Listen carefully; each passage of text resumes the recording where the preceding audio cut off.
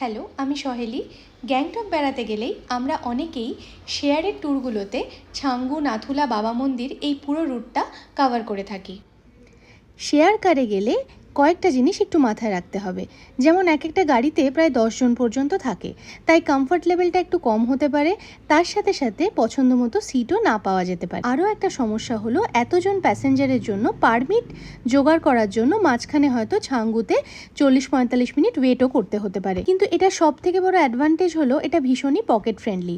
Per head মাত্র 900 টাকার মধ্যেই এই পুরো ট্রিপটা আপনাদের কমপ্লিট হয়ে যাবে। প্রায় সকাল 7টা থেকে 7:30টার মধ্যেই এই গাড়িগুলো গ্যাংটক থেকে রওনা দিয়ে দেয় ছাঙ্গু নাথুলা বাবা মন্দিরের উদ্দেশ্যে। প্রথমে ছাঙ্গু লেক দেখে তারপরেই পৌঁছে যেতে হয় নাথুলা পাসে, কারণ নাথুলা পাসের এন্ট্রি কিন্তু দুপুর 1টার পরে বন্ধ হয়ে যায়। আর এই ট্রিপের লাস্ট পয়েন্ট হচ্ছে নাথুলা পাসের পরে নিউ বাবা মন্দির। তবে আমাদের ট্যুর অপারেটরের থেকে বলে দেওয়া হয়েছিল যে ড্রাইভাররাই আপনাদের ওল্ড বাবা মন্দির অবধি নিয়ে যাবেন একটু পার হেড এক্সট্রা বেশি টাকা দিলে।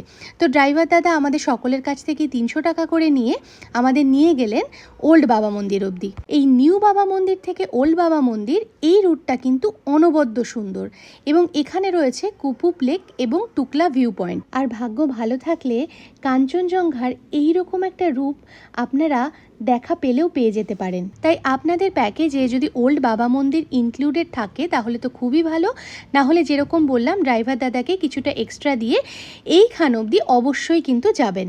আর এই ট্রিপটার বাকি সমস্ত খুঁটিনাটি ডুজ অ্যান্ড ডোন্টস জানতে গেলে চোখ রাখুন আমার চ্যানেলের ব্লগে।